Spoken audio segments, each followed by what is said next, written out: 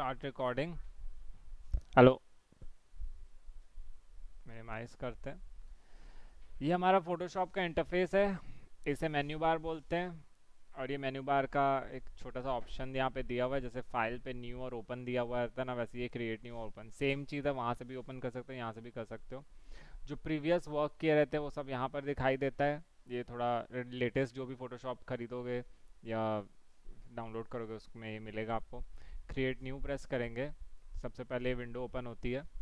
Window में कुछ presets दिए रहते हैं फिल्म और वीडियो के लिए, मोबाइल के लिए, वेब के लिए, art, illustration, print, photo.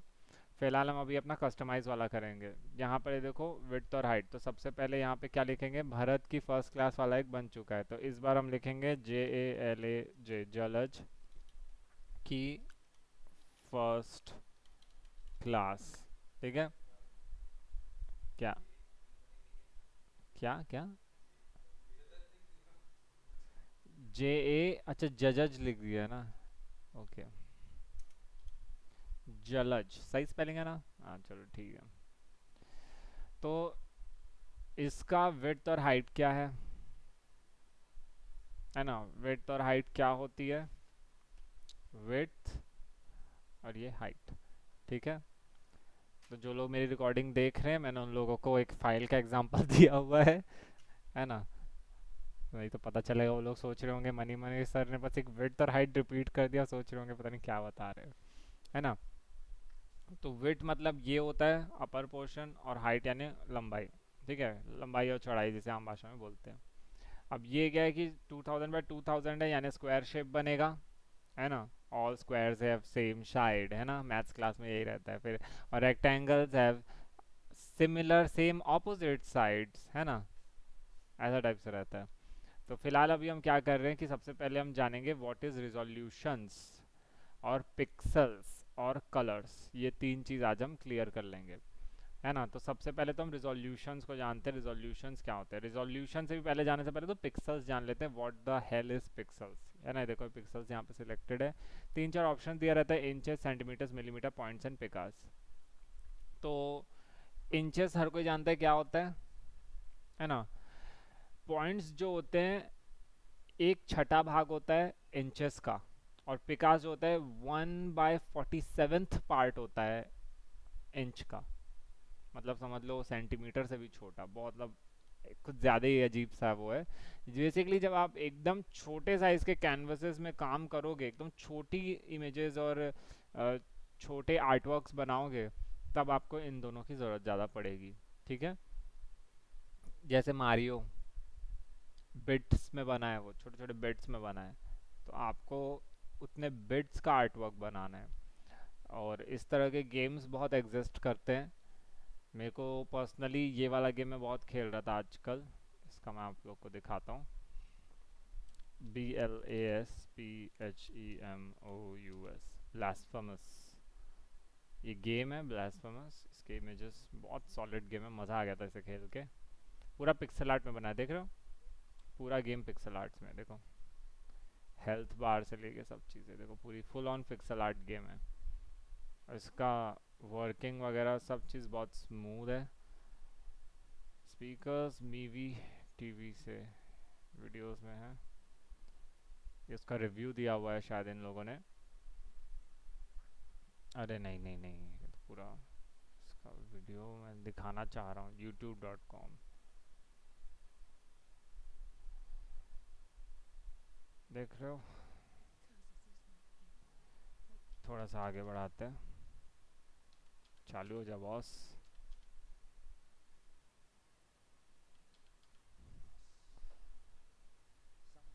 In the form of blessing and grace, sometime in the form of punishment.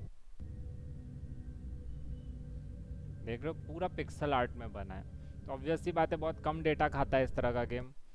Game बहुत बड़ा है लेकिन गेम डेटा बहुत कम है। ये इस तरह के गेम्स डाउनलोड करोगे 100-200 MB में डाउनलोड हो जाता है, बहुत क्वालिटी गेम है। अगर आपको नॉस्टैल्जिया चाहिए पुराने ज़माने में, जब आप अपना, पुराने ज़माने तो नहीं बोलूँगे मैं, पुराना ज़माने का तो हूँ नहीं, लेकिन पहले जब ऐसा आप बचपन में जिस तरह के गेम्स खेला करते, बट थोड़ा अच्छे क्वालिटी स्टोरी और ग्राफिक्स के साथ, है ना, क्योंकि पिक्सल आर्ट में भी ये काफ़ी डिटेल्ड आर्ट वर्क है। मारियो जैसे गेम्स उतने डिटेल नहीं हो। एडवेंचर आइलैंड खेले हो? यार कितना प्यारा गेम था वो, मज़ा आता था खेलने में। कॉन्ट्रा सबने खेला होगा।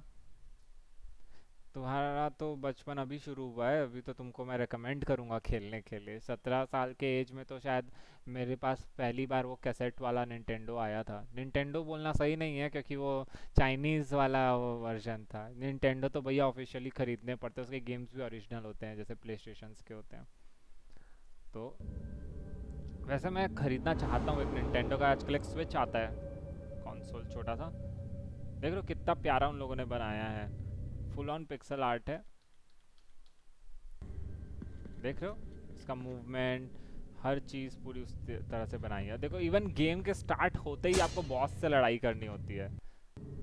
अभी देखो सेव करना सिखा रहे, बेसिक इंट्रोडक्शन सिखा रहे हैं। जैसे ही गेम में आगे पहुंचोगे देखो गेम शुरू होते ही आपको बॉस से लड़ाई करनी है, देख रहे हो।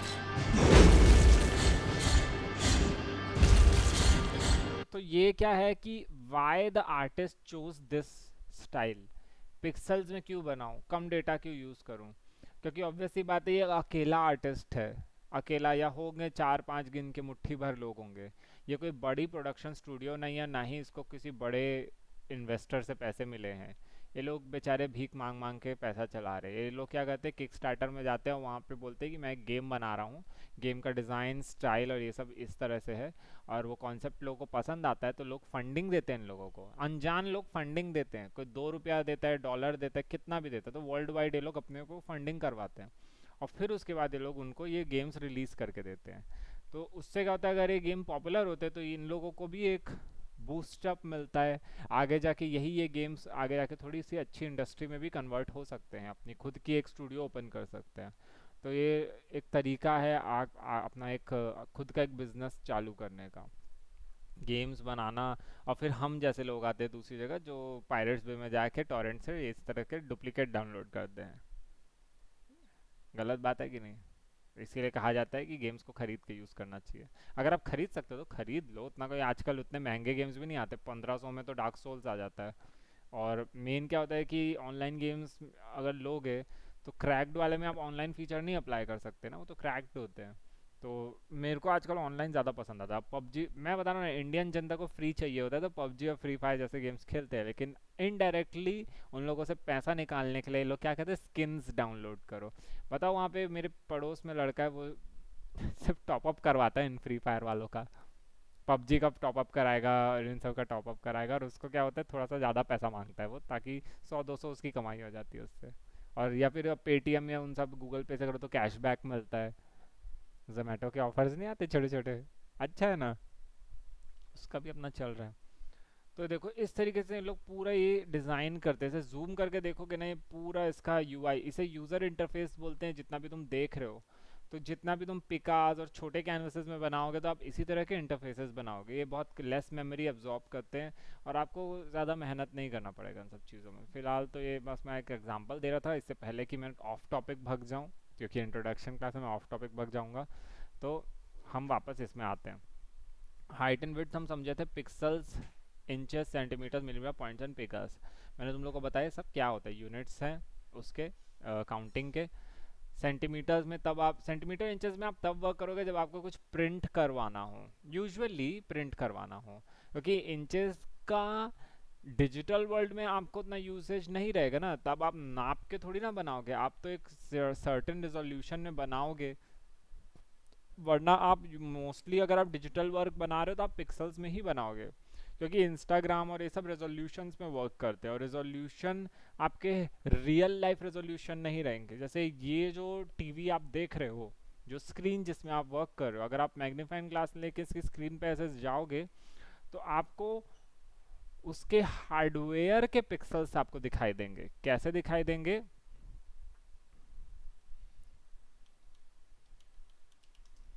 हार्डवेयर्स के पिक्सल्स दिखाई देंगे। तो मैं इमेजेस में जाऊंगा, जब आप अपनी टीवी को जूम करोगे ना, ये 3 कलर के आपको सिंगल, ये क्या रहती है, एलईडी, छोटी माइक्रोस्कोपिक बोलो या मैग्नीफाइंग, मतलब एकदम छोटे साइज की क्या बोलते हैं, एलईडीज लगी होती हैं। और यही एलईडीज तीनों कलर ये जो हैं, ये रंग बदल बदल के आपको आप जो रंग एक्चुअल में देख रहे हो स्क्रीन पे वो आपको दिखती हैं। आपको पता है कि कोई भी एलईडी स्क्रीन कभी भी येलो कलर नहीं क्रिएट कर सकती। येलो नहीं, ऑरेंज, ऑरेंज नहीं क्रिएट कर सकती। इसके बारे में रिसर्च करना कैसे वो लोग, तो हम जो ये जो येलो देख रहे हैं, ये जो ये वाला येलो है, ये हम कैसे देख रहे हैं। जब आप जूम करोगे ना स्क्रीन में, खास तौर से क्या पता ये वाली स्क्रीन्स दिखा देती हूँ, लेकिन एंड्रॉयड फ़ोन में जो स्क्रीन जो रहती है एलईडी, वो कभी भी आपको वो नहीं दिखाती। वो एक्चुअली क्या करती है, येलो, येलो भी नहीं, रेड, ऑरेंज और ग्रीन को ऐसे करके रखी रहती है। आरजीबी तो ये है ही, तीन तीन आर, रेड ग्रीन ब्लू में पिक्सल्स यहाँ पे मौजूद हैं।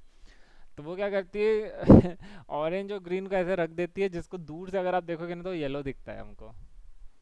मैंने जैसे कि बताया, हम दो कलर्स को मिक्स करते तो एक कलर दिखता है, तो ये काइंड ऑफ कलर को मिक्स भी नहीं कर रहे वो तो बस दो तीन एलईडीज लगी ना, एलईडीज लाइट निकालेंगे, लाइट जब निकलेगी तो वो एक दूसरे से मिक्स तो करेंगे ना, तो इसलिए हमको वो चीज़ दिखाई देती है। अभी हम कलर्स में भी जाएंगे, फिलहाल मैं हार्डवेयर पिक्सल्स की बात कर रहा हूँ। ये तो होती है हार्डवेयर पिक्सल्स, क्योंकि इनको आप कम और ज़्यादा नहीं कर सकते। लेकिन आप क्या कम ज़्यादा कर सकते हो, सॉफ्टवेयर में जो पिक्सल्स है, ये जो इमेज जो अभी हमें छोटी दिख रही है, अगर मैं राइट क्लिक करके ओपन एंड न्यू टैब कर दूंगा तो इमेज हम बड़े में भी देख सकते हैं, हालांकि ये इसका रिजोल्यूशन ही कम है। कोई इमेज है एचडी में, देखो ये थोड़ी बड़ी है। ओपन इमेज न्यू टैब, अब ये बड़ी हो गई। ये देखो ये पिक्सल्स हैं, जैसा कि हम देख सकते हैं। इमेज को ज़्यादा जूम करो तो फट जाती है, जैसे हम सुने हैं। तो वो क्या होता है इसका, ये फटना, ये फिनोमिना क्या है, सबसे पहले तो हम ये जानते हैं। तो जब भी हम कैमरे से फ़ोटो खींचते हैं, तो कैमरा जो होता है वो सर्टेन अमाउंट ऑफ लाइट अपने अंदर लेता है और उसमें उसको एक कैनवस में उतारता है। पुराने ज़माने के कैमरे होते थे, उनके लिए एक शीट होती थी जिसको हम नेगेटिव्स कहा करते थे, उस शीट में वो उन्हें उतारा करता था, उन लाइट्स को वो ट्रेस कर लेता था। बाद में उनको जब हम उन नेगेटिव्स को रिक्रिएट करते थे तो वो इमेज में कन्वर्ट हो जाती थी, है ना। तो बेसिकली वो जो नेगेटिव्स होते थे वो उस इमेज की एक्सपोजर्स और लाइट को ही कैप्चर किया करते थे। रंगों को तो बाद में डाला जाता था, है ना, जब हम डेवलप करते थे तो इवेंचुअली जो कलर्स होते थे वो लाइटिंग के अकॉर्डिंगली वहाँ पे आ जाते थे कलर्स। तो वो तो चलो हार्डवेयर लेवल में सब चीज़ चलती थी। अब आ चुका है ज़माना डिजिटल का। आप फ़ोन से कैमरे से लेते हो तो उसके अंदर क्या, फ़ोन के अंदर एक रील लगी होती है क्या ताकि बाद में ऐसे निकाले और नेगेटिव जाके निकाल रहे, नहीं। उसमें एक सॉफ्टवेयर में एक कैनवस बना होता है ना। अब वो कैनवस डिसाइड क्या होता है, जो लिखा हुआ आता है ना, इतने मेगापिक्सल्स का कैमरा। करने को तो सैमसंग भी आपको एक 40 मेगापिक्सल्स का कैमरा दे देगा, 40 मेगा। आजकल वो वन प्लस का नॉर्ड आ रहा है, वो भी आपको 48 मेगापिक्सल्स दे देता है। तो आप ये सोचो कि क्यों तीन तीन छः छः सात सात कैमरा लगा कर भी एक 10,000 वाला फ़ोन भी आपको अच्छा इमेज नहीं देता, लेकिन एप्पल का फ़ोन खरीदो वो सिर्फ दो महंगे महंगे से कैमरे लगा दिया है 40-40 के, और वो डीएसएलआर क्वालिटी का इमेज दे रहा है। क्यों? कुछ हार्डवेयर में कमी है। हार्डवेयर तो सबके सेम हो जा रहे हैं, फिर उस हिसाब से कैमरे तो सबके उतने ही हैं। मेन आती है सॉफ्टवेयर में। सॉफ्टवेयर में वो जो कैनवस बना रहे हैं उसमें कमी, एक तो सबसे पहली बात आती है। दूसरी चीज़ आती है कि वो किस तरीके से उस चीज़ को कैप्चर कर रहे हो। अरे दादा नींद आ रहा है इधर तो है ना। खाएगा पिएगा थोड़ा तेरे को तो नहीं दूंगा मैं, भग। तेरे से तो और नहीं पूछूंगा, तू पूरा खत्म करके देता है। नहीं, नीतीश ने तो पूरा पी दिया है। पनाह, भग।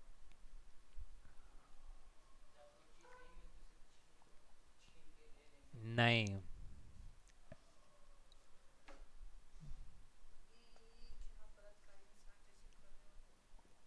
साले आराम से बोल, रिकॉर्ड हो रहा है।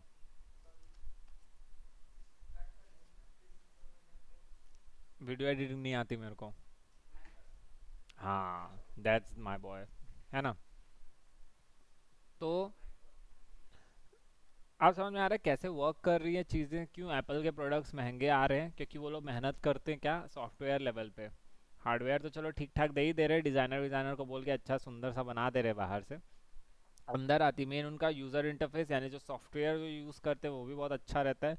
और जो कैनवस वो लोग जिसमें वो उस चीज़ को डाल रहे हैं, तो सैमसंग क्या मान ले समझ ले सॉफ्टवेयर लेवल पे वो इतना बड़ा कैनवस आपको बना के दे दे रहा है। अब एप्पल आपको इतने बड़े कैनवस में बना के दे रहा है ना। तो जब आप कैमरे से फोटो खींच रहे हो तो सैमसंग इतू से कैमरे में आपको खींच कर, बड़ी 48 मेगापिक्सल का कैमरा है, यानी कि मिनिमम आप कितना भी कैनवस लोगे वो हर इंच के हिसाब से 48 पिक्सल्स पर इंचेस में आपको इमेजेस को ट्रेस करके देगा। लेकिन वन प्लस थोड़ा अच्छा देता है, और आईफोन उस हिसाब से वो तो बेसिकली आपके सारे रिकॉर्ड तोड़ देता है। तो वो क्या कर रहा है कि, और फिर क्या करते हैं, एक और आजकल वो आते हैं ना यूज़र इंटरव्यू, जो आर्टिफिशियल इंटेलिजेंस जो बोला जा रहा है आजकल, देखियो वो फिल्टर विल्टर आते हैं, वो आपको बाल बाल पहना के दे देते हैं स्नैपचैट में। उसी प्रकार से जो इनका डिफ़ॉल्ट जो कैमरे का जो वो होता है कैप्चरिंग करने का जो सॉफ्टवेयर जो उस चीज़ को इंटरफेस में हेल्प कर रहा है, वो भी काफ़ी ज़्यादा इंपॉर्टेंट रोल करता है। इसीलिए एप्पल में क्या होगा कि पता नहीं बदसूरत से बदसूरत इंसान भी एप्पल के कैमरे में बहुत अच्छा दिखने लग जाता है। और दी अदर हैंड अगर आप कोई वहाँ एम आई या उनसे में करोगे तो आप बोलोगे छी भाई ये क्या दिख रहा हूँ मैं करके, है ना। तो लोग खुद को बदसूरत नहीं दिखना चाहते, इसलिए एप्पल खरीदते हैं। क्योंकि कितना भी इंसान रईस क्यों ना हो, अगर उसके पास एप्पल है और उसकी शक्ल बंदर भी दिखती है तो वो एप्पल में थोड़ा ठीक दिखता है।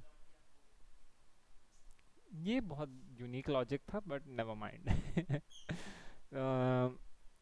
तो जलज आपके पास कौन सा फ़ोन है? मैंने देखा है ना तो। इसके पास बटन वाला फ़ोन है। वो जो देख रहे हो वो लड़का, वो चश्मे वाला, उसके पास भी बटन वाला फ़ोन है।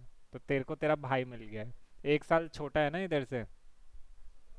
Yes, he is 17, 17, 18 and 19, there are this hierarchy going on है ना।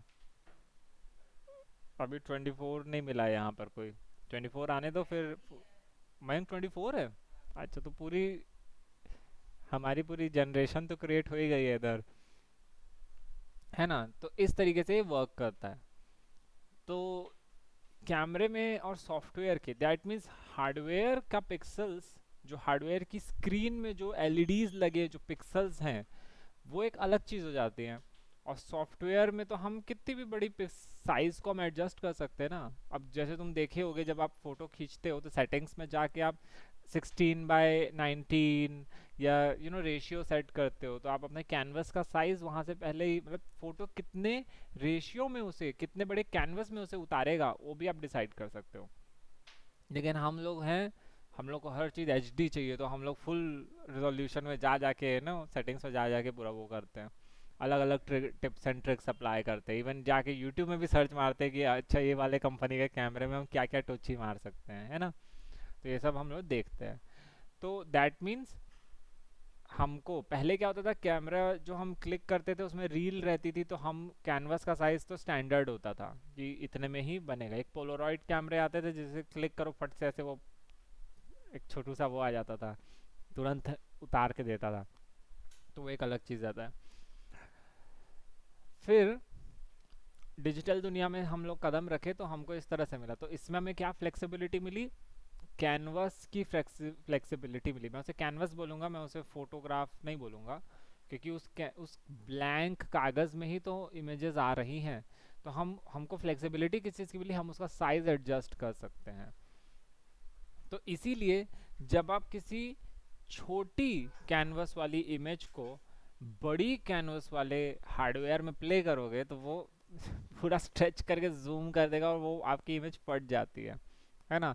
इसीलिए जब आप जितनी उसकी क्वालिटी है उससे ज़्यादा आप जूम करोगे तो आप लिटरली, मतलब ये तो वही बात हो गई ना, कोई बोलेगा कि यार ये इंसान एचडी क्यों नहीं है, भगवान आके हमको ऐसे करके चौड़ा करेगा तो हमारे चिथड़े नहीं उड़ जाएंगे। तो अब हम इमेज के भी चिथड़े ही उड़ा रहे हैं, इस तरह से डब्बा डब्बा दिखने लग जाते हैं उसके। तो टेक्निकली हम उसके सेल्स देख पा रहे हैं, एक पिक्सल उस इमेज का सेल है समझ लो। तो हम वही चीज़ उसको देख रहे हैं। और ये जो सेल होती है इसकी अपनी एक मेमोरी होती है, छोटे छोटे बॉक्सेस रहते हैं ना। तो ये बॉक्सेस का अपना एक कोड प्रोग्राम होता है। तो एक बॉक्स, एक कलर का जो बॉक्स है उस कलर के बॉक्स में आप कौन? चेल्सी, अरे रे रे, आइए आइए, इंट्रोडक्शन क्लास ही चल रही है। और आप ऋषिका होंगी, आइए बैठिए। क्लास इंट्रोड्यूस ही हुई है, अभी मैं इन लोगों को पिक्सल्स के बारे में ही बता रहा था। ठीक है। दीदी पहले वो वाला रूम लगा लो ना। लगा लियो। ठीक है। नहीं, इतना अभी क्लास के बीच से थोड़ी नोट जाएंगे। ठीक है ना, तो पिक्सल्स के बारे में थोड़ा सा समझ में आया होगा आपको। तो पिक्सल्स एग्जैक्टली ये हार्डवेयर लेवल के पिक्सल्स हैं और ये सॉफ्टवेयर के। वैसे रिकॉर्ड हो रही है, ईमेल मैं करूंगा अभी, सब लोग अपनी ईमेल आईडी मेरे को बताएंगे। तुम्हारी ईमेल आईडी है, बाकी आप तीनों की भी मेरे को चाहिए। ठीक है। तो जो सबसे स्मॉलेस्ट पिक्सल्स हैं और उसमें क्या कलर स्टोर हो रहा है ना, तो वो भी हमें पता होना चाहिए, है ना। तो वो होते हैं 8 बिट के smallest unit of a memory जो होती है। बिट होता है, फिर किलोबाइट्स होते हैं, फिर नहीं, बिट, किलोबाइट, मेगाबाइट, फिर गीगाबाइट, है ना। गीगाबाइट के बाद क्या आता है? टेराबाइट, है ना। गीगाबाइट्स के बाद क्या आता है? टेराबाइट आती है ना, टीबी बोलते हैं उसको। टीबी, फिर क्या होता है? क्या डेकाबाइट होती है उसके बाद। ये इतने आगे तक कभी पहुंचे ही नहीं है ना अपन। आज भी तो हार्ड ड्राइव में भी अभी जाओगे तो सिर्फ 1 और 2 टेराबाइट्स की हार्ड ड्राइव्स मिलेंगी। 500 से शुरू होती है, 1 टेराबाइट, फिर 2 टेराबाइट्स तक जाती है। तो ये हो गया। ठीक है, तो ये देखो ये पिक्सल्स है। ये देखो एक सिंगल स्क्वायर जो होता है वो 8 बिट की मेमोरी कंज्यूम करता है। इंटरफेस में यदि आप देखोगे, देखो आरजीबी कलर्स 8 बिट है। अगर मैं इसे बिट मैप में करूँगा तब एक बाइट, एक जो स्क्वायर है वो 1 बिट की मेमोरी लेगा, है ना। क्योंकि हमको हमारा कैनवस भी बिट्स का ही बना होता है तब। तो इससे क्या होता है कि हमको साइज में और मेमोरी सेव करने में हेल्प हो जाती है। ठीक है। मेरे को रियलाइज हो रहा है मैं ठीक है बहुत बोलता हूँ। ठीक है। तो इस तरीके से, तो उस समय पुराने ज़माने में मारियो किस किस ने खेला है? चेल्सी आपने खेला है मारियो, है ना। कॉन्ट्रा, कौन कौन सा गेम खेलो? मैं बताता हूँ। एक वो छोटे कैसेट्स वाले आते थे, उसमें ना बहुत सारे गेम, तो मारियो तो हर कोई खेला ही है, मारियो, मारियो ब्रदर्स करके। एक और एक आता था, कॉन्ट्रा, ये वाला एक आता था। ये लड़के लोग ज़्यादा खेलते थे क्योंकि पूरा गोलीबारी उसमें, याद है। एस वाला एक आता था, वो अगर खा लो तो ऐसे स्प्रेड होता था बुलेट्स। ये देखो, ये रहेगा, ये रहा। सही है कि नहीं? ऐसा वाला रहता था। कॉन्ट्रा एक है। ये मेरी बहन एक गेम खेलती थी, ये वाला, एडवेंचर आइलैंड। एडवेंचर, अरे यार मैं ना जी इसीलिए उन लोगों ने लिख रखा है पहले से। ये दिस वन, है ना, एडवेंचर आइलैंड के। इसका मेरे को सीडी कवर भी याद है, यही सीडी कवर रहता था ना। फन गेम था ये। लेकिन मेरे को इसकी स्टोरी आज तक नहीं समझ में आई कि एग्जैक्टली इसकी स्टोरी क्या थी। एक ये वाला एक एनिमी आता था लास्ट में, कभी पहुंचे हो यहाँ तक? मेरी बहन पहुंची है यहाँ तक, लेकिन उसके बाद का ना पार नहीं होता था। वो जंप, है ना, जंप नहीं होता था आई थिंक ना। सिंस हम लोग ये क्या ओरिजिनल नहीं है, हम लोग डुप्लीकेट ही तो गेम खेलते थे ना, तो उन लोगों ने वहां तक ही बस बनाया था। बाकी का प्रोग्रामिंग उन लोगों ने कट कर दिया था। अगर हम, मुझे नहीं पता नहीं ये क्या क्या बना रहे हैं। उसमें उसको स्केटबोर्ड मिलता था, और ये देखो कुल्हाड़ी कब से मिलने लग गई उसको। मेरे को जहाँ तक याद है उसको एक हथौड़ा मिलता था, फिर सेकंड में कुछ प्याज जैसा, कुछ एक गार्लिक जैसा कुछ मिलता था, कुछ फायरबॉल जैसा मारता था। फिर उसके बाद का मुझे नहीं मालूम। बहुत टफ गेम था, बट मेरे लिए तो बहुत टफ गेम। मेरी बहन बहुत मज़े से पार की थी इस गेम को। अच्छा, ये एंडिंग, इसमें एंडिंग भी थी? My God. एंडिंग क्या, वो गेम कभी ख़त्म भी होता था? मेरे को तो ऐसा लगता था वो अनएंडिंग टाइप से, वो कभी ख़त्म ही नहीं होता। चलो ठीक है, वो सब छोड़ो। एक एडवेंचर आइलैंड रहता था, टाइनी टून्स करके एक होता था। ये वाला तो एक था ही, मैं एक टाइनी टून्स करके एक खेलता था। मेरे मेरे दादाजी खेलते थे, हम लोगों ने उन्हें खेलना सिखाया था, और वो ये वाला गेम बहुत खेला करते थे। टाइनी टून्स, टाइनी टून्स, पता नहीं, वो वाला दिख नहीं रहा है मेरे को। ये वाला टाइनी टून्स भी मैंने खेला है, बट ये वाला मज़ा नहीं आया था मेरे को। जो टाइनी टून की मैं बात कर रहा हूँ ना, उसमें बग्स बनी रहता था। Bugs, BUNNY।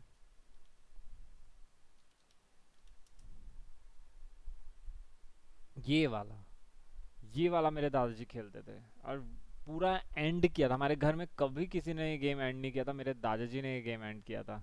बहुत मस्त, मतलब अच्छा पजल गेम था ये। तो अच्छा था ये, एक अच्छा था। और बताओ, और किसने कोई गेम खेला है कॉन्ट्रा और इसके अलावा? मेरे को ये वाला अच्छा लगता। हाँ,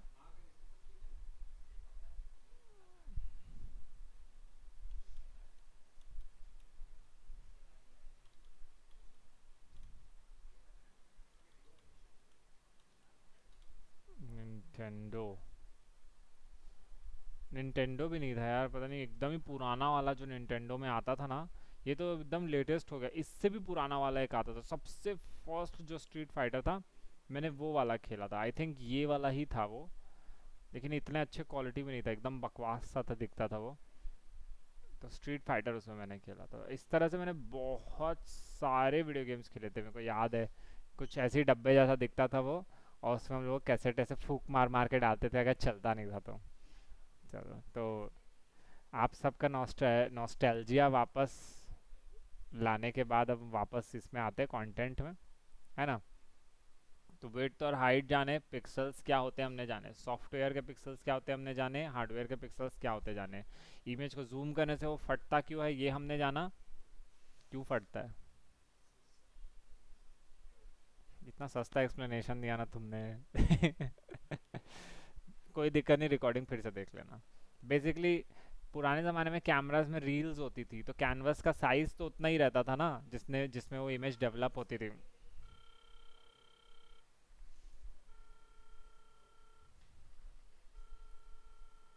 hold on. Hello. Hello. Hello. Hello ma'am.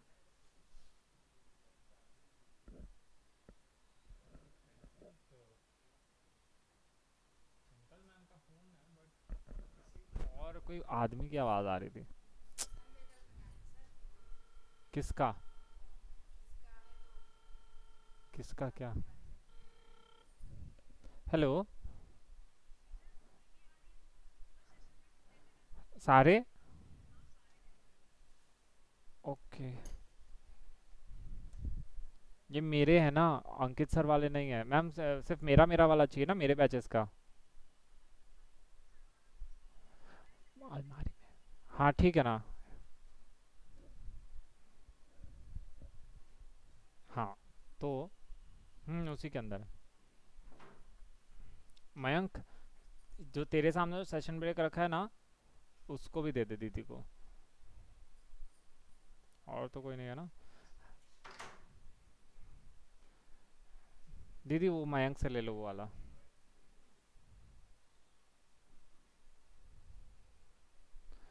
हाँ। तो पुराने ज़माने कैमरे में रील होती थी, जिसमें एक लिमिटेड साइज में ही एक इमेज हमारी निकल कर आती थी, है ना? हम उसको ज़्यादा जूम नहीं कर सकते थे, ज़्यादा उसमें डिटेल्स देख नहीं सकते थे। लेकिन आजकल जब से चीज़ें डिजिटल हुई है, तो एक तो हमारा एक कंडीशन है कि कितना बड़ा हमारा डिवाइस का साइज़ है। तो इसमें जितने पिक्सल्स मौजूद होंगे, मतलब हार्डवेयर में जो एलईडीज लगा के दिए, जो पिक्सल्स उन्होंने बना कर दिए हैं, वो तो एक अलग एचडी हो जाता है। लेकिन जो सेकंड चीज़ है, कि जो दूसरा जो एचडी चीज़ होती है, जैसे लोग 4K टीवी तो ले लिए, लेकिन फिर उन्होंने क्या किया, जो टाटा स्काई उन्होंने लिया है, उसमें एचडी सब्सक्रिप्शन नहीं लिया, है ना? तो जो सीरियल आ रहा है वो पूरे ऐसा गंदा सा झिरझिरी टाइप का पिक्सल्स आ रहा है। तो क्यों ऐसा हो रहा है? क्योंकि देखो, कैमरा तो भले ही आपका कितना भी एचडी है, लेकिन आपके अंदर जो उसकी जो रील है, जो डिजिटल रील है, उसके पिक्सल्स कमज़ोर हैं, है ना? तो इसीलिए क्या होता है कि एप्पल और उसका आप प्रोडक्ट खरीदते हो ना, तो एप्पल का कैमरा, वन प्लस का कैमरा भी आपको 48 मेगापिक्सल देगा, और आपका एप्पल भी उतना ही मेगापिक्सल देगा, लेकिन क्यों इमेजेस एप्पल की ज़्यादा अच्छी होती है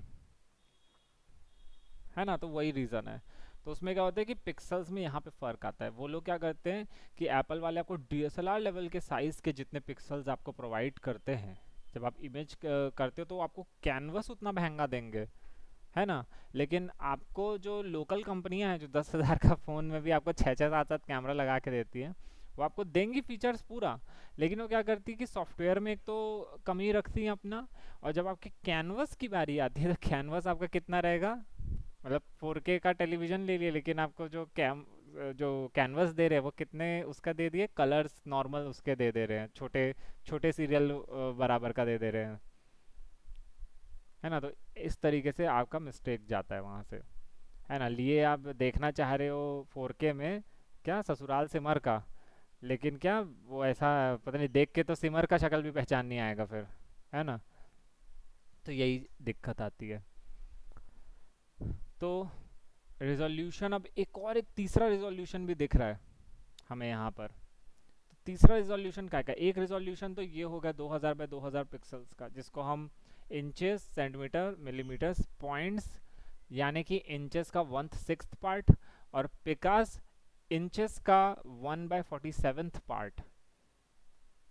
मतलब आप छोटे से छोटे साइज के कैनवस, मतलब नहीं है तो जो क्या बोलते हैं उसको, मिनिएचर आर्ट जो करते हैं वैसा टाइप का भी आपको मिल जा रहा है। मिनिएचर आर्ट कभी देखे हो, एकदम महीन बारीक डिटेल वाला आर्ट होता है वो रियल लाइफ में एग्जिस्ट करता है। उनका उसका जो ब्रश आते हैं ना, वो सिर्फ एक सिंगल हेयर जितने ब्रश होते हैं। वो वाले आर्टिस्ट देखो जो चावल के दाने पे लिख के देते हैं, वो भी एक प्रकार के मिनिएचर आर्टिस्ट हैं, लेकिन वो बदनाम अब इसी नाम से हो रखे कि चावल के दाने पे बनाने वाले करके। हालांकि वो लोग बहुत डिटेल्ड आर्ट वर्क बनाते हैं। तो पिक्सल्स हो गया। तो ये सब तो सिर्फ एसआई यूनिट्स हैं बनाने की।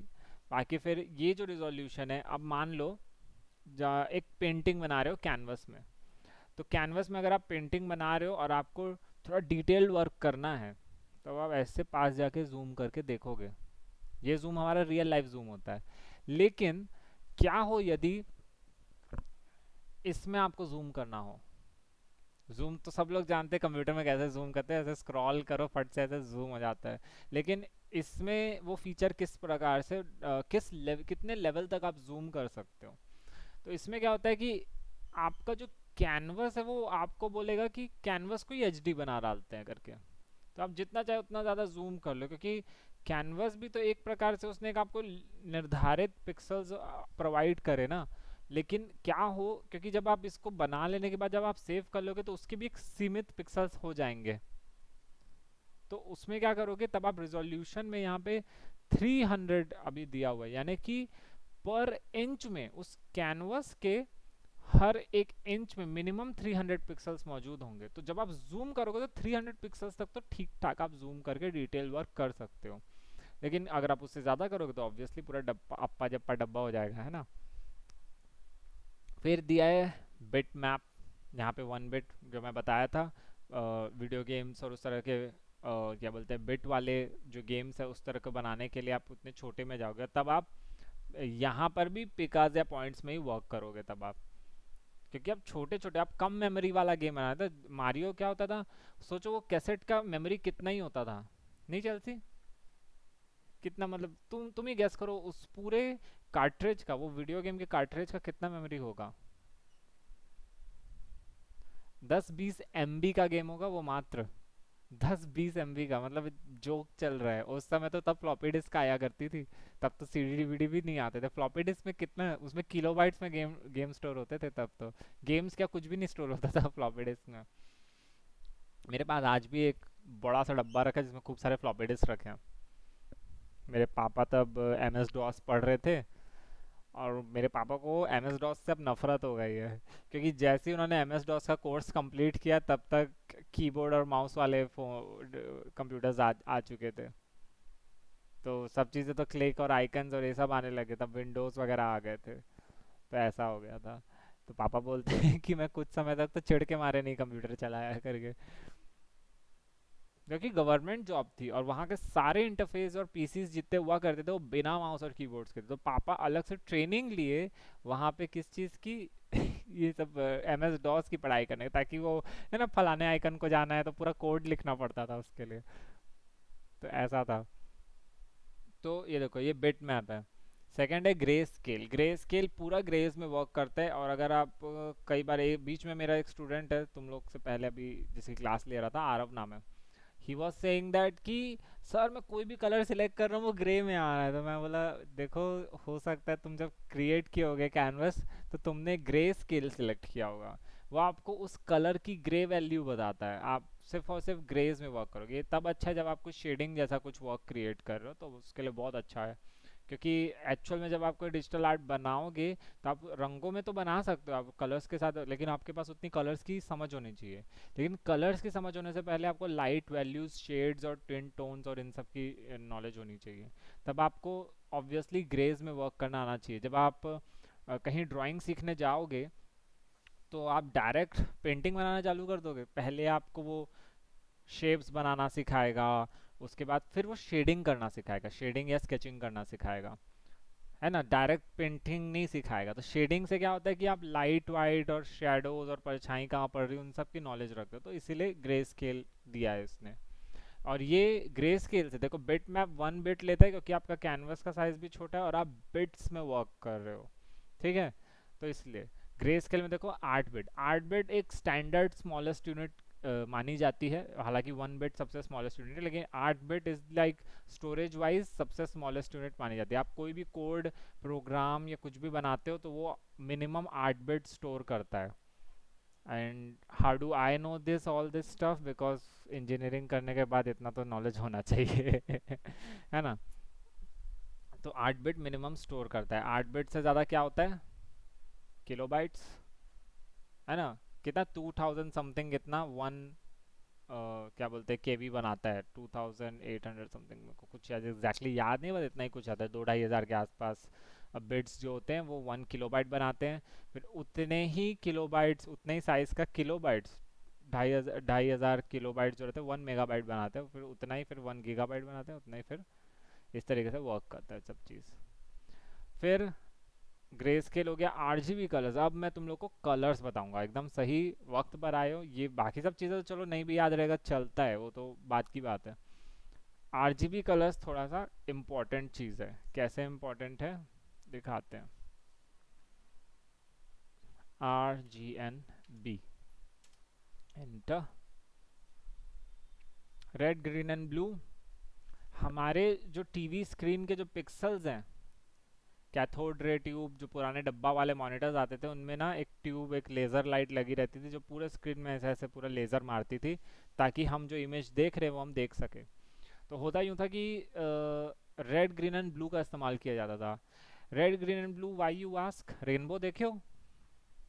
रेनबो में स्पेसिफिकली कौन से रंग तुम्हें याद रहते हैं? हालांकि हम सबको रटा दिया गया है कि 7 कलर होते हैं, विबग्योर नाम है। लेकिन कौन से कलर्स है जो हमें मोस्टली दिखाई देते हैं? सबसे पहला जो डोमिनेटिंग कलर होता है वो तो ब्लू होता है, वो हमें दिखाई देता है। रेड एक बहुत बड़ा डोमिनेटिंग कलर है, वो हमें दिखाई देता है। ग्रीन भी दिखाई देता है। येलो और उसके स्पेक्ट्रम हमें दिखाई देते हैं। इन 3 कलर्स के हमेशा जो रेनबो में हमें स्पेक्ट्रम्स दिखाई देते हैं। रेड सबसे हाईएस्ट फ्रिक्वेंसी, ब्लू सबसे मीडियम, और ग्रीन उसी के बीच में कहीं आता है। तो बाकी जो कलर रहते हैं वो इन्हीं के मिक्स एंड मैचेस स्पेक्ट्रम रहते हैं जो हमें उसमें दिखाई देते हैं। तो ये चीज़ एनालाइज की गई, और फिलहाल हमारी आंखें इन्हीं 3 कलर्स को सबसे अच्छे तरीके से परसीव करती हैं, और एक्चुअली इन्हीं 3 कलर्स के मिक्सचर से हमें बाकी कलर्स दिखाई देते हैं। इस यूनिवर्स का कोई भी कलर है, लाइट के स्पेक्ट्रम की बात करो, मैं रियल वर्ल्ड यानी ये वाले कलर्स की बात नहीं कर रहा हूँ, वो कलर्स अलग होते हैं, ठीक है। तो रेड एंड ग्रीन मिक्स करने से येलो बनता है। और एक चीज़ आप नोटिस करोगे, असली वाला जो रेड होता है जो रियल वर्ल्ड में एग्जिस्ट करता है, आप सब ने कहीं रेड पहने हुए हो, मरून रेड कुछ ना कुछ पहने हुए हो। इवन ये रेड जो आपको यहाँ पर दिखाई दे रहा है, ये ब्राइट इतना रेड नहीं है, ये एक्चुअली रियल रेड है, बट ये रेड थोड़ा चमक सा रहा है, समझ रहे हो? ये देखो, अरे ये क्या हो रहा है, ये देख रहे हो? नहीं, ये भी गलत है। किसने बनाया है ये घटिया सा स्पेक्ट्रम?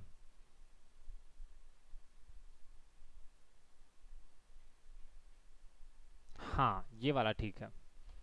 ये वाला रेड देख रहे हो, और ये वाला रेड, ये वाला रेड थोड़ा डल है, ये वाला रेड थोड़ा ब्राइट है। तो ये आरजीबी वाला रेड है। आरजीबी इन द सेंस जो हमारा टीवी है, जो हमारी जो स्क्रीन है, वो एक प्रकार की एलईडी बल्ब है। एलईडी बल्ब है, रंगीन एलईडी बल्ब है, उससे उसको देख के हमें एक इल्यूजन क्रिएट हो रहा है कि हम एक कुछ देख रहे हैं टाइप से। तो एक रंगीन एलईडी बल्ब है जो कि रोशनी निकाल रही है। तो टेक्निकली ये लाल रंग की रोशनी निकाल रहे हैं।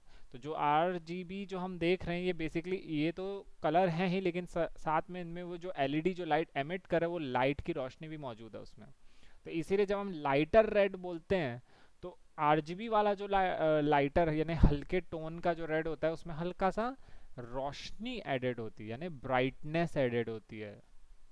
हार्डवेयर वाली ब्राइटनेस बोल रहा हूँ, सॉफ्टवेयर वाली ब्राइटनेस नहीं बोल रहा हूँ। जब हम फोटोशॉप और उसमें मैनिपुलेट करते हैं, वो वाला अलग हो जाता है। ये वाला थोड़ा डल दिख रहा है, क्योंकि ये रियल वर्ल्ड का रेड है। हमारे कपड़ों से रोशनी नहीं निकल रही होती है, क्योंकि हमारे शर्ट्स एलईडी के नहीं बने हुए हैं, पिक्सल्स के नहीं बने हैं, है ना। तो इसीलिए तो रेड एंड ब्लू मिक्स करने से क्या बनता है, चलो बताओ। हाँ, पिंक। ये पिंक है। Are you sure this is pink? तू तो जाता था मैं वीडियो एडिटिंग करता, तू बड़ा आया सर मैं बताऊंगा मैं पलट के देख रहा है। हाँ, तेरे को तो पता है।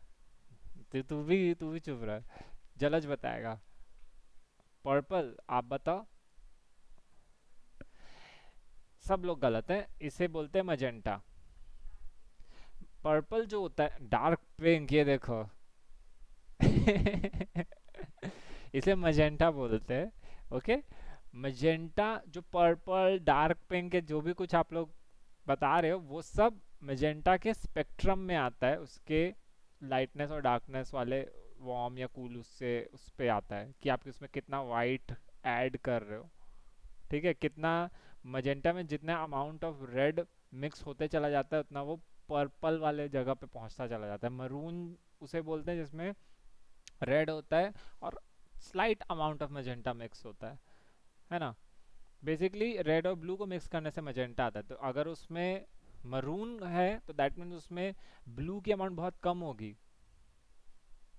समझ रहे हो? इसी तरीके से कलर्स और उसके स्पेक्ट्रम्स क्रिएट होते हैं, सिर्फ आर जी और बी से मिलकर। ये डिजिटल वर्ड की बात कर रहा हूँ, और मैं रोशनी की बात कर रहा हूँ, लाइट जो निकल रही है उन बल्ब से। ठीक है, रेड और ग्रीन जो होते हैं उनसे हमें येलो मिलता है। ये येलो बहुत ब्राइट है, ये देखो, ये येलो इस रेड येलो के मुकाबले थोड़ा डल है। ठीक है, मुझे नहीं मालूम ये स्क्रीन में कैसा दिख रहा है। और हाँ, स्क्रीन्स भी कलर करेक्ट होती हैं। एक्यूरेट कलर्स कौन सी आप किसी में दिखाते हैं ना, वो जो दुनिया जहान के टीवीज के ऐड आते हैं, इतना एक्यूरेट हम कलर्स दिखा रहे, इतना वाइब्रेंट कलर। अगर वो बोलेंगे ना कि हमारे कलर बहुत वाइब्रेंट है, तो वो मत लेना कभी। क्योंकि जब आप कलर्स को ज़्यादा एनालाइज करते हो, आपको रियल कलर्स की वैल्यू समझ में आने लग जाएगी।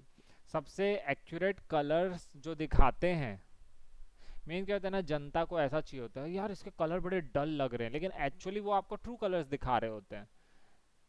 रेड रेड जैसा ही दिखना चाहिए ना भैया, अब उससे रोशनी निकलती रहेगी तो मज़ा नहीं आएगा, है ना। अब ये तो वही बात हो गई, आपने वो स्नैपचैट वाला फिल्टर लगा लिया और मुंह से ऐसा चमक खींच रहा है ना। जो रियल पिंपल्स दिखने चाहिए थे वो तो दिख ही नहीं रहे हैं। तो फिर आप रहे ही नहीं। वो लोग नहीं आते जो पासपोर्ट साइज में फोटो लगाते हैं और उनका वो है, वो लिटरली कोयले जैसे काले, लेकिन दिखता है तो मुंह से रोशनी निकल रही टाइप से, अगला देवता या कुछ ऋषि मुनि टाइप से बन गए टाइप से, है ना। नेक्स्ट नेक्स्ट जीसस क्राइस्ट, ऐसा ऐसा एक मैं तो बोलता हूँ पीछे एक हेलो भी लगा लो, ऐसा ऐसे करके आएंगे फिर। कांटों वाला ताज, ऐसा टाइप से, है ना। कल कल ही ईस्टर था ना, तुम लिए थे ब्रेक? अंकित सर तो गए थे यार। अंकित सर भी क्रिश्चियन है ना। अच्छा तुम क्रिश्चियन नहीं हो, मेरे को लगा तुम क्रिश्चियन, तुम्हारा नाम चेल्सी है। क्या हो तुम? मारवाड़ी हो? चेल्सी नाम साउंड्स वेरी क्रिश्चियन राइट? मेरे को तो ऐसे ही लगा था। हाँ तो नेवर माइंड, चलो तो हिंदू रेफरेंसेस में ही रहेंगे फिर हम।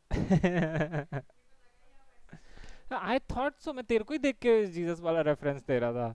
My god, I I have to control myself then. तो इस तरीके से रहता है। तो ये देखो, रेड ब्लू ये येलो है ना, तो ये येलो ही है। ये कोई दूसरा कलर नहीं है। ये क्या है? हाँ, आसमानी कलर, आय हाय। तू बता भरत। इसे सायान बोलते हैं। CYAN। ये देखो, यहाँ से चीटिंग भी नहीं कर सकते, इधर लिखा हुआ है सायान। नहीं दिख रहा है? अच्छा अच्छा अच्छा अच्छा, नहीं तो बता दे सर, मैं जानती हूँ क्या है ये। है ना, इसे सायान बोलते हैं। ब्लू इसे बोलते हैं, ये रियल ब्लू होता है, डार्क कलर का है। देखो इसका ब्लू और ये ब्लू में देख रहे हो, ये डल है थोड़ा सा। ये CMY के स्पेक्ट्रम में आता है। ये रियल वर्ल्ड के टेक्सचर, जो जो हमको मटेरियल में जो कलर्स मिलते हैं वो वाले हैं। ये लाइट या रोशनी में जो कलर्स होते हैं ये होते हैं। तो दोनों कलर्स रियल हैं, बट इनका जो एग्जिस्टेंस है वो थोड़ा डिफर करता है। CMY के मटेरियल्स में एग्जिस्ट करते हैं, यानी सब्सटेंसेस में। जो हमारा स्किन और ये सब, इसमें CMY के एग्जिस्ट करता है। बट ये जो रोशनी और जो CFL और इन सब से जो निकल रहा है, ये RGBs होते हैं। ठीक है, तो दोनों ही ट्रू और रियल वर्ल्ड के कलर्स हैं, बट इनका इम्प्लीकेशंस डिफरेंट है। अब कोई तो साइंटिस्ट रहे होंगे जिन्होंने रोशनी के बारे में बहुत पढ़ाई लिखाई की होगी, तो उन लोगों ने ये सब निकाला है। ठीक है। और CMY के उन लोगों ने की होंगी जिन लोगों को पेंटिंग का शौक है। Leonardo da Vinci, Pablo Picasso और ये लोग। क्यों लियोनार्डो दा विंची और ये लोग इतने पॉपुलर थे पता है? आउट ऑफ द ब्लू पूछ रहा हूँ, बट जानते हो क्यों वो इतने पॉपुलर थे? क्यों उनका इतना नाम लिया जाता है? उस समय और भी आर्टिस्ट एग्जिस्ट किया करते थे, लेकिन ये लोग ही क्यों? लियोनार्डो दा विंची ना सिर्फ एक अच्छा आर्टिस्ट था, वो एक इंजीनियर भी अच्छा था। बहुत सारी चीज़ें इन्वेंट की थी उसने, और ऐसी ऐसी चीज़ें इन्वेंट की थी कि पूछो मत। बहुत क्रिएटिव था लेकिन उसका इन्वेंशंस जितने थे। तो हुआ यूं कि कैसे समझाऊं, कलर्स उस समय ना कैमल और फेवर कैसल के मिलते नहीं थे। मार्केट में जाओ ना, जैसे आगे जाके लेफ्ट, वहाँ लक्ष्मी स्टेशनरी में मिलेगा, लोग बोलेंगे करके लियोनार्डो दा विंची को। उस समय कलर्स नहीं एग्जिस्ट करते थे। तो सोचो वो लोग रेड ब्लू ग्रीन ये सब कहाँ से लेकर आते थे? तुसी तुसी दे नाल जानते सी। कुछ जानते हो कि नहीं? तो होता यूं है कि वो लोग रेड कलर चाहिए तो गुलाब को निचोड़ देते थे। हालांकि उन लोगों ने गुलाब से एक्चुअल रियल रेड नहीं मिलता है। हो सकता तो वो लोग अनार को भी निचोड़ सकते थे। देखो पता है, क्लियोपेट्रा अनार को यूज़ करती थी लिपस्टिक की जगह। अनार रगड़ती थी अनार के बीजों को, ताकि उसके होंठ लाल दिख सके। है ना, तो बेसिकली ये लोग क्या करते थे, इसी तरह के सब्सटेंसेस को निचोड़ते थे। और हर ये जो सब्सटेंसेस होते हैं, तुम लोग देखे होगे कि ना, बोलते हैं ना कलर को खोलो मत नहीं तो सूख जाएगा। एक्चुअली उसमें एक स्पेसिफिक टाइप का ऑयल या मीडियम डला हुआ होता है, वो मीडियम उन कलर्स को गीला रखता है। और, और जितना ज़्यादा मीडियम होगा उतने देर से वो सूखता है। सोचो उन लोगों ने इसकी भी स्टडी की होगी उस ज़माने में उन लोगों ने।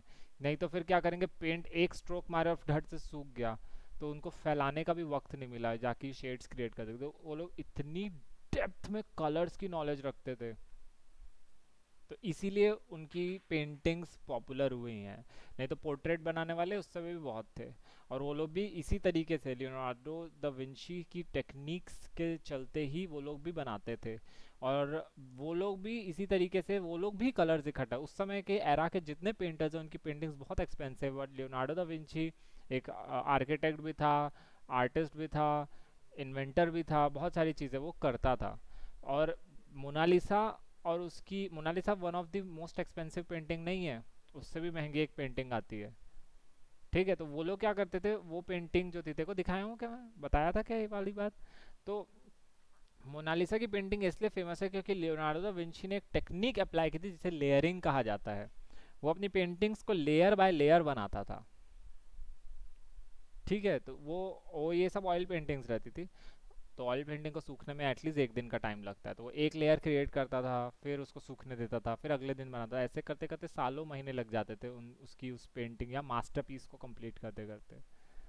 ठीक है, तो वो जो बोलते हैं ना मोनालिसा की रहस्यमयी मुस्कान, तो वो मुस्कान जो बनाई है वो कम से कम टाइम लगा होगा उसको बनाने में। और वो भी सिर्फ एक लेयर में नहीं बनाई, वो मल्टीपल लेयर बाय लेयर। तो वो बेस देता था, फिर उसके ऊपर डिटेल्स डालता था, फिर उसके ऊपर और डिटेल्स डालता था, ऐसे करते करते वो लेयर्स में कन्वर्ट करता था। और आज की डेट में यही टेक्निक हर एक जन यूज़ करता है और फोटोशॉप इसी प्रिंसिपल पे काम करता है।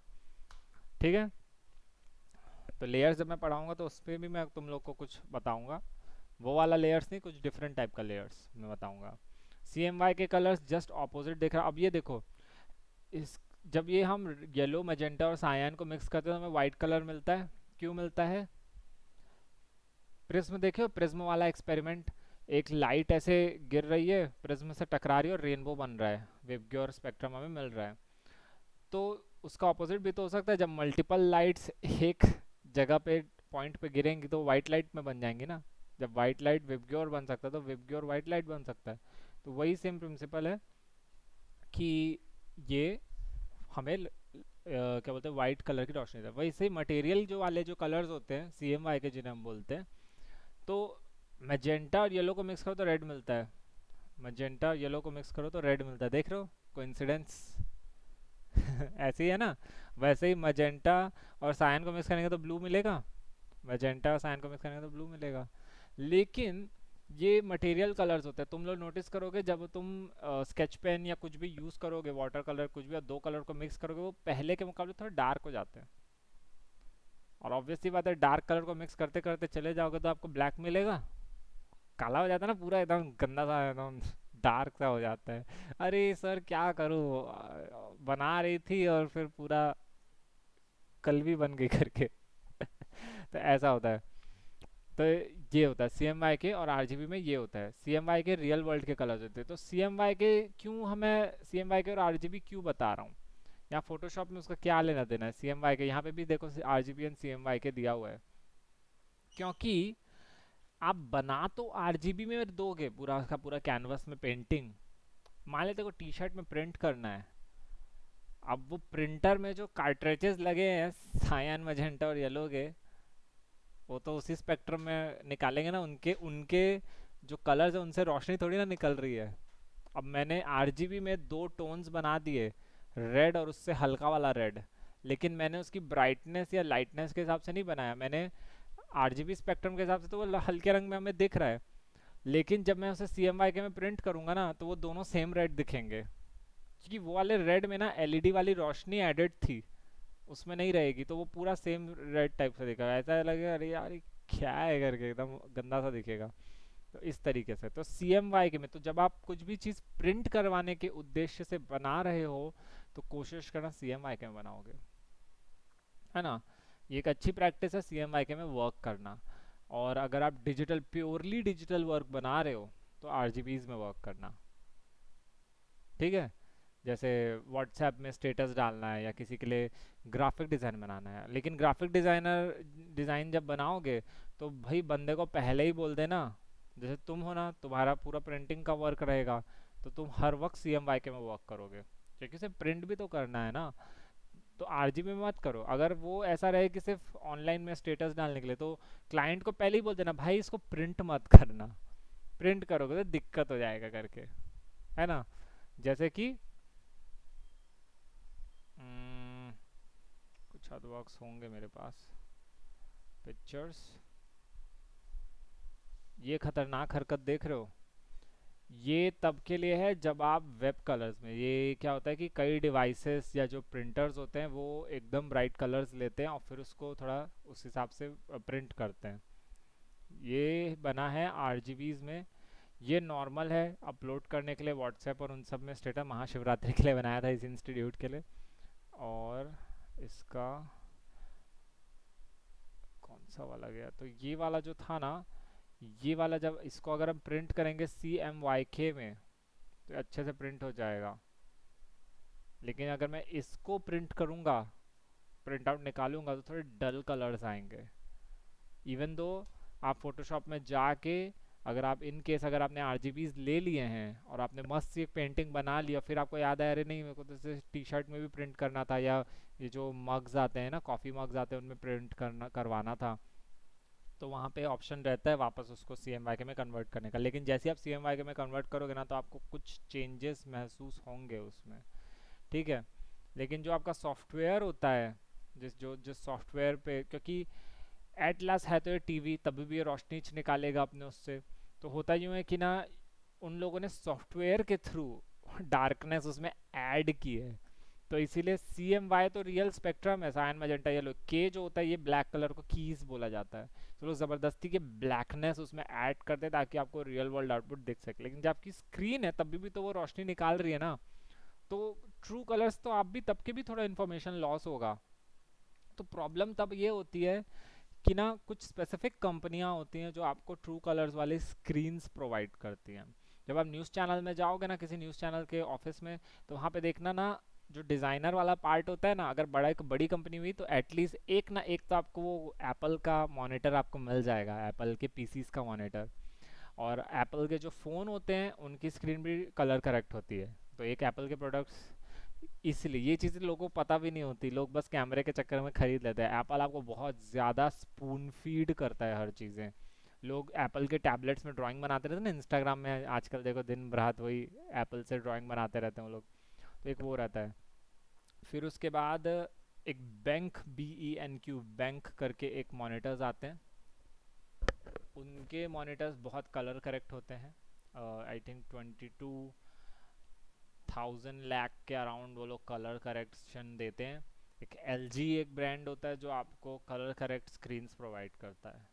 उसके अलावा अगर आप MI से लेके कोई भी कंपनी उठाओगे तो आपको कुछ ज़्यादा ही ब्राइट कलर्स देते हैं वो लोग, क्योंकि जनता को ना तड़क भड़क ज़्यादा पसंद है ना। कैसे आप क्लासी लोगों को और छपरी लोगों को डिवाइड वो करते हो, डिस्टिंग्विश करते हो। छपरी लोग थोड़ा चमचम नहीं पहने रहते, सितारा सितारा वाला ड्रेस। कुछ ओकेजन्स में सितारा वाली ड्रेस समझ में आती है, लेकिन हर जगह नहीं पसंद आती। तो आप ऐसी तरह से डिजाइन करते हो, आप किसी का लोकल छाप टीवी देखोगे ना, तो आपको समझ आएगा इतनी चटक रोशनी नहीं होता। नहीं, मेरे से तो नहीं झेलते बनता, क्योंकि मैं कलर्स को नोटिस कर सकता हूँ। एक समय के बाद आप लोग भी करने लग जाओगे, क्योंकि अब आज के बाद से अब आप चीज़ों को स्पेक्ट्रम में डिवाइड करोगे। इसमें भी काफ़ी सारी चीज़ें होती है, वार्म एंड कूल कलर्स होते हैं, कॉम्प्लीमेंट्री कलर्स होते हैं, जो कि हम, मेरे को याद दिला देना कोर्स के दौरान, ताकि मैं तुम लोग को इसको भी अलग से एक्सप्लेन कर सकूं और इस पे भी थोड़ा सा बताऊंगा। क्योंकि एटलीस्ट आप दोनों का तो कब फोटोशॉप पूरा कंप्लीट स्पेक्ट्रम में है पूरा, तो मेरे को उसे बताना पड़ेगा, डिजिटल पेंटिंग भी बतानी पड़ेगी इन सब चीज़ों की। हाँ, क्योंकि इंट्रोडक्शन क्लास में इतनी सारी ओवरवेलमिंग इन्फॉर्मेशन दूंगा तो आप लोग साइको हो जाओगे पूरा। ठीक है, तो RGB एंड CMY के समझ में आया। CMY के रियल लाइफ में प्रिंट करने के लिए, क्योंकि जो कार्ट्रिजेस देखना सायन, येलो और मैजेंटा के ही होते हैं, क्योंकि रियल वर्ल्ड में तो मिक्स एंड मैच करके आप उन्हीं से स्पेक्ट्रम क्रिएट करोगे। और एक ब्लैक कलर का भी कार्ट्रिज होता है, जो कि ज़्यादातर जो कंजूस लोग होते हैं वो लोग अपने प्रिंटर में से ब्लैक कलर का ही कार्ट्रिज रखे रहते हैं, है ना। तो इसीलिए कंजूस तो नहीं बोलूँगा, वो डिपेंड करता है उनकी रिक्वायरमेंट में। अब जब कलरफुल निकालना ही नहीं है तो कार्ट्रिज रख के क्या ही करोगे, लेकिन कंजूस लोग रखते हैं। तो फिर last but not the least lap colours आते हैं। वो पूरी तरह से ब्राइटनेस पे खेलते हैं। वो आपको ह्यू कलर देगा, जो ओरिजिनल कलर्स होते हैं। जैसे आप CMYK के जो 3 कलर्स आप देख रहे थे वो ह्यूज होते हैं, HUE ह्यू। ह्यू जो होते हैं ओरिजिनल, जो ऑथेंटिक कलर्स होते हैं, उन्हें ह्यू बोला जाता है। तो ह्यू एक दिया रहेगा बीच में, और ऊपर पे एकदम ब्राइटनेस और नीचे पे एकदम डार्कनेस। मतलब उस कलर्स की आप वैल्यूज के साथ खेलोगे उसमें। रेनबो जैसा दे देगा लंबा सा एक स्ट्रिप, उसमें से आप चूज करते रहो कौन सा आपको स्पेक्ट्रम उठाना है। और ये हो गया। फिर बैकग्राउंड कंटेंट आता है, वाइट कलर का background. Colour don't colour merge, square pixels. कोई ज्वाइन किया क्या क्लास हमारी? क्या हो जा रहा है इधर यहाँ, पता नहीं। गूगल मीट वालों ने अभी एक नया चोचला स्टार्ट किया, सर्टेन थोड़ी देर के बाद ना डिस्कनेक्ट हो जाता है ऑटोमेटिकली। देखो रिकॉर्ड हो रही है, चलो ठीक है। तो इस तरीके से डोंट कलर मर्ज, ये एडवांस ऑप्शन को गलती से भी नहीं छेड़ने का। छेड़ोगे तो फिर तुमको फोटोशॉप छेड़ देगा अच्छे से, है ना। यहाँ पे आर्ट बोर्ड्स का ऑप्शन दिया है, जिसको नहीं सिलेक्ट करना है। फोटोशॉप आर्ट बोर्ड्स का फीचर देता है लेकिन आपको फ़ायदा नहीं होगा। आर्ट बोर्ड्स क्या होते हैं आप जानना चाहोगे। आर्ट बोर्ड्स कुछ नहीं है, जो कैनवस आप खोले हो तो आप एक ही फाइल में मल्टीपल कैनवसेस में काम कर सकते हो। इस लाइक जैसे मैगजीन बना रहे हो ना, तो एक पेज बनाया, उसके बगल पे उसका बगल वाला पेज, फिर बगल वाला पेज, ऐसे कर करके आप कर सकते हो। तो वो भी एक चीज़ रहती है, तो वो आप नहीं करोगे। फिलहाल इतना कुछ हम लोग जान लिए, क्रिएट का बटन दबाएंगे और हमारा कैनवस तड़ा क्रिएट हो जाता है। ठीक है। कंट्रोल 0 दबाने से कैनवस आपके पूरे स्क्रीन में फिट हो जाता है। एल्ट दबा के स्क्रॉल ऊपर करने से जूम होता है, स्क्रॉल नीचे करने से जूम आउट होता है। ठीक है। कंट्रोल 0 दबाने से फिट हो जाता है। अभी तक जो मैं बताया उससे कुछ डाउट है ना? ये देखो, ये मेन्यू बार है, ये आपका टूल बार है, ये उस टूल का सब मेन्यू बार है, और ये आपके क्या बोलते हैं उसको, ये आपके सब टूल बार्स के अटैचमेंट्स हैं। मतलब उस टूल बार के जो सब ऑप्शंस हैं वो आपको यहाँ पर भी मिल सकते हैं, और अगर आप कुछ कस्टमाइजेशन करना चाहते हो तो आप यहाँ विंडोज से जाके उन सबको यहाँ पे चिपेट सकते हो। मैंने यहाँ पे पहले से ही अपना कुछ कुछ लगा रखा है। आपका इंटरफेस स्टार्टिंग में देखो यहाँ से एसेंशियल्स में रहेगा, और इन केस अगर आप बहुत समय से फोटोशॉप यूज़ कर रहे हो और आप चीज़ों को मेरे हिसाब से रीसेट करना चाहते हैं, यानी बिगनिंग से शुरू करना चाहते हो, तो यहाँ पे रीसेट एसेंशियल्स का ऑप्शन दिया हुआ है। अगर आप एक 3D आर्टिस्ट हो और कुछ 3D टाइप का कुछ भी, फोटोशॉप आपको 2D में ही आउटपुट देगा, लेकिन 3D का भी फीचर दे रहा है, मतलब वो रियल में 3D मॉडलिंग नहीं कर रहा है, लेकिन कुछ 3D टाइप का इफेक्ट आप देना चाहते हो, तो उसके लिए आप 3D वाला ऑप्शन चूज़ करोगे, जो कि आपको नहीं करना चाहिए क्योंकि फोटोशॉप 2D सॉफ्टवेयर है। फिर ग्राफिक एंड वेब के लिए अगर आप ग्राफिक डिज़ाइनर या वेब पेज डिज़ाइनर हो तो उसके लिए आप ये वाला ऑप्शन चूज़ कर सकते हो। मत करना, एसेंशियल्स में ही रहना। इवन बड़े से बड़े आर्टिस्ट लोग भी आज की डेट में एसेंशियल्स में ही वर्क करते हैं। इवन क्या यार, 99.9%, ये तो मुझे लगता है मैं एम ही बता रहा हूँ, आप लोग इसको छूने भी नहीं वाले थे। बताता नहीं तो पूरी ज़िंदगी कट जाती, इसको आप छूते भी नहीं। फिर देखो, मोशन ग्राफिक्स वाले हो तो यहाँ से, पेंटिंग वाले हो तो यहाँ से, फोटोग्राफी वाले हो तो यहाँ से। मैं पेंटिंग करता हूँ, लेकिन ऐसा नहीं है कि आप इसमें से कुछ यूनिक आपको बना के देगा, वो बस थोड़ा अरेंजमेंट चेंज कर देता है चीज़ों की। ऐसे क्लिक करके देख, 3D में होते देखो, ये सब करके दे रहा है। ग्राफिक्स एंड वेब वाले हो तो ये करके दे रहा है। ग्राफिक्स एंड वेब में तब आपको क्या है की ज़रूरत पड़ेगी, टेक्स्ट वेक्स्ट या मैगजीन्स और इन सब चीज़ों के लिए तो बनाओगे ना, तो वो आपको टेक्स्ट वाली चीज़ें ला के दे रहा है सामने। कोई मतलब नहीं है इन सब चीज़ का। ये तो आप खुद से भी अपनी सहूलियत के हिसाब से कस्टमाइज़ कर ही सकते हो। मैं उठा के ना इसको ऐसे करके फेंक सकता हूँ बाहर, या इसको उठा के मैं यहाँ कहीं पे चिपका सकता हूँ। पूरी तरह से कस्टमाइजेबल रहता है, हालांकि मेरे को नहीं चाहिए, मैं एसेंशियल्स में ही रहना ज़्यादा पसंद करूँगा, है ना? फिर ये देखो, पेंटिंग के लिए भी दिया है, देखो पेंटिंग के लिए, फोटोग्राफी के लिए, सब चीज़ यहाँ पे दिया है, but I am happy with my essentials part. ठीक है, आज के लिए इतना ही। आज का हमने शक्ल दिखा दिया आपको, ये ऐसा दिखेगा। यहाँ से फिर हम चालू करेंगे, टूल से चालू करेंगे, मूव टूल, सिलेक्शंस टूल्स, है ना? धीरे धीरे सबका कंप्लीट कर, अरे अरे फाइल लेके चले गए, साइन लेवाना है इंट्रोडक्शन का, इंट्रोडक्शन कराया हो ना। तो जब ये आप लोग की रिस्पॉन्सिबिलिटी है कि आप लोग जैसे जैसे जो जो क्लास कंप्लीट होगी तो मेरे को तुम लोग तंग करोगे, बोलोगे सर हमको साइन करना है फाइल में। ठीक है, बिना साइन किए भागोगे तो फिर तुम्हारा प्रॉब्लम है, फिर मैं बोल दूंगा क्लास हो गई थी, तुम लोग आए नहीं थे, मैं कुछ भी बहाना बना सकता हूँ। है ना? समझ जाओ कि ये जो टीचर पढ़ा रहा है ना, एक नंबर का बेकार टीचर है। एटलीस्ट नॉट स्टडी बेसिस में, लेकिन समझ रहे हो ना, चालू टीचर है समझ लेना। बोल दूंगा हो तो गया था क्लास। चीटिंग तो तुम लोग भी चीटिंग करो थोड़ा। तो अभी रिकॉर्डिंग को स्टॉप